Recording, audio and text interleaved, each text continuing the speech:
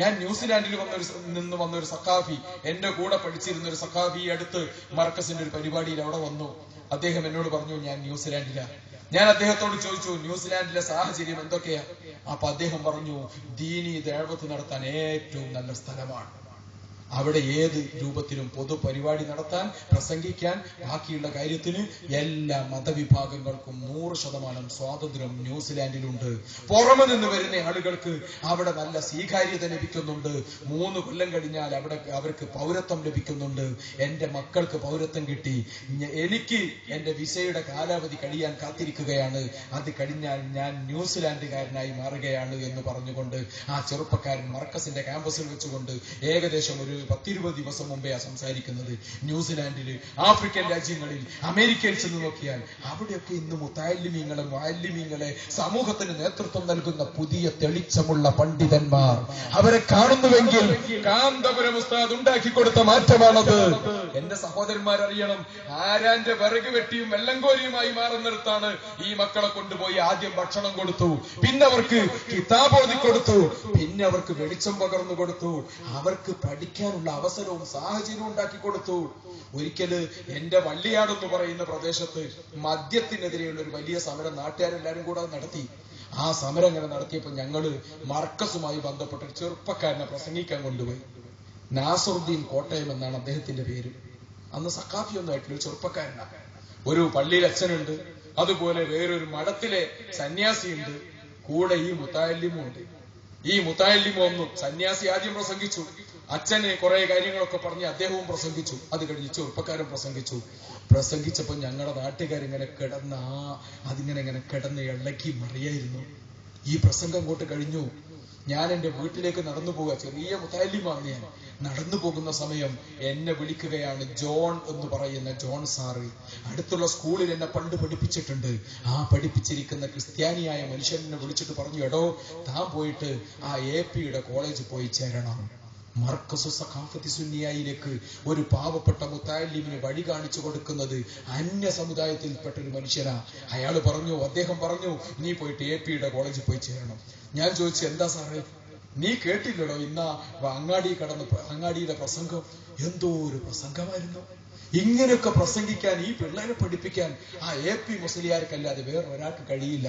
അതുകൊണ്ട് താനും പോയി അവിടെ പോയി ചേർന്നോ എന്ന് പറഞ്ഞുകൊണ്ട് പ്രോത്സാഹനം തന്ന അന്യമതക്കാരനായ മനുഷ്യൻ. എന്റെ പ്രിയപ്പെട്ട സഹോദരന്മാരറിയണം, കാന്തപുരം ഉസ്താദിന്റെ മുമ്പിലേക്ക് വരുന്ന മുതഅല്ലിമീങ്ങൾ ആ മുതഅല്ലിമീങ്ങളെ ഉയർത്തിക്കൊണ്ടുവരികയാ, അവർക്ക് വഴി കാണിച്ചു കൊടുക്കുകയാ, അവർക്ക് വെളിച്ചം പകർന്നു കൊടുക്കുക. ഉസ്താദിന്റെ ശൈലി അതാ.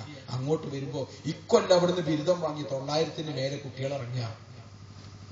നമ്മളെ നാട്ടിൽ ഒരു സ്ഥാപനത്തിൽ നിന്നും 900-ന് മേലെ കുട്ടികൾ ഒന്നിച്ചിങ്ങനെ ഇറങ്ങണില്ല. എങ്ങനെ അതെന്നറിയോ? അവിടേക്ക് കുട്ടികൾ ഇങ്ങനെ ധാരാളം വരുന്നു. ആ വരുന്ന മക്കളെയൊക്കെ അദ്ദേഹം സ്വീകരിക്കുക. സ്ഥലമില്ലേ, എല്ലാ സ്ഥലമൊക്കെ ഉപയോഗപ്പെടുത്തി കിടക്കാൻ അതിന്റെ ഉത്തരവാദിത്തപ്പെട്ടവരോടും ബാക്കിയുള്ളവരോടൊക്കെ അതിന് അവസരം ഒരുക്കാൻ പറഞ്ഞിട്ട് വരുന്നവനെ മുഴുവനും സ്വീകരിക്കുക. കുട്ടികളുടെ എണ്ണം 25,000 ഒരു ദിവസം 3.5 ലക്ഷത്തിന്റെയും 5 ലക്ഷത്തിന്റെയും ഇടക്ക പൈസ ചെലവ് വരുന്നത്. 1.25 കോടി റുപ്യ ഒരു മാസം ചെലവ് വരികയാണ് മർക്കസ് സഖാഫത്തി സുന്നിയയുടെ നടത്തിപ്പിന്. ഇത് ഉണ്ടാക്കാൻ വേണ്ടി ഓടി നടക്കുകയാ ബഹുമാനപ്പെട്ട കാന്തപുരം ഉസ്താദ്. അല്ലാഹു തആല തൗഫീഖ് ചെയ്ത് പറ്റുന്നിടത്തോളം കിട്ടുന്നുണ്ട്. എന്താ കാരണം എന്നറിയോ? ആ മനുഷ്യനെ എല്ലാവർക്കും അറിയാം, കാന്തപുരം ഉസ്താദിനെ എല്ലാവർക്കും അറിയാം. അവിടെ വരുന്നവർക്ക്, അറിയുന്നവർക്ക്, കണ്ടവർക്ക്, ഇവിടെയുള്ള നല്ലവരായ മനുഷ്യരോടൊക്കെ പറയാനുള്ളത്, നിങ്ങളോട് പറയാനുള്ളത്, ഈ നാട്ടിലെ മുഴുവൻ ജനങ്ങളെയും നമ്മൾ മർക്കസിലേക്ക് എത്തിക്കണം. എന്തിനാ എല്ലാരെയും മർക്കസിലേക്ക് എത്തിക്കുന്നത്? മർക്കസിൽ വന്നു കഴിഞ്ഞാൽ അവർക്ക് വലിയ സൗഭാഗ്യം കിട്ടും. അതൊരു വലിയ ബറക്കത്തുള്ളതാ. CM വലിയുള്ള അനുഗ്രഹിച്ച, ബഹുമാനപ്പെട്ട വടകര മുഹമ്മദ് ഹാജി തങ്ങൾ അനുഗ്രഹിച്ച, ഒരുപാട് മഹാന്മാർ അനുഗ്രഹിച്ച നല്ല ഒരു സ്ഥാപനമാണ് മർക്കസു സഖാഫത്തി സുന്നിയ. ലോകത്തിന്റെ നാനാഭാഗത്തു നിന്ന് വന്ന വലിയ തരീഖത്തിന്റെ ഗുരുക്കന്മാർ ആ സ്ഥാപനത്തിൽ വന്നിട്ടുണ്ട്. അവരുടെ ബർക്കത്ത് ആ സ്ഥാപനത്തിന് കിട്ടിയിട്ടുണ്ട്. കാന്തപുരം ഉസ്താദിന്റെ ഈ ശൈലിയും സ്ഥാപനത്തിന്റെ പുണ്യവും മഹത്വവും ഒക്കെ എല്ലാവരും കേൾക്കുകയും അറിയുകയും ചെയ്യണം. അവർക്ക് പുരോഗതി ഉണ്ടാവട്ടെ. ഉസ്താദിന്റെ ശൈലി എല്ലാവരും കാണണ്ടേ? കാന്തപുരം ഉസ്താദിന്റെ ഈ ശൈലി നാട്ടുകാരും ബാക്കി നമുക്ക് മാത്രം കിട്ടിയാൽ പോരെ, എല്ലാവരും അറിയണ്ടേ? അറിഞ്ഞ എല്ലാവരും പിന്നെ ആ സ്ഥാപനത്തിന് വരികയും ഒന്ന് അതിന്റെ ആളുകളായി മാറുകയും ചെയ്യും. അറിയാത്തത് കൊണ്ടാ അന്നാസു അഴുതാവുമാ ജഹിലൂന്ന. ജനങ്ങൾക്ക് അറിയില്ലെങ്കിൽ നമ്മൾ ചിലപ്പോൾ കുറ്റം പറയാനൊക്കെ സാധ്യത ഉണ്ട്. എന്നാൽ അറിഞ്ഞാൽ ആളുകൾ മാറി വരും. ഒരു ചെറിയ സംഭവം പറയാം. ബഹുമാനപ്പെട്ട സയ്യിദ് മുഹമ്മദ് അലി ശിഹാബ് തങ്ങളുടെ ഭാര്യ വഫാത്തായ സമയം ശിഹാബ് തങ്ങൾ അന്ന് ചികിത്സക്ക് വേണ്ടി അമേരിക്കയിലാണ്. ചികിത്സക്ക് പോയതാ. അദ്ദേഹത്തിന്റെ രോഗത്തിന്റെ കടുപ്പം കാരണം ഈ ഭാര്യയുടെ വഫാത്ത് പോലും ഒന്നാം ഘട്ടത്തിൽ കുടുംബം അറിയിച്ചില്ല.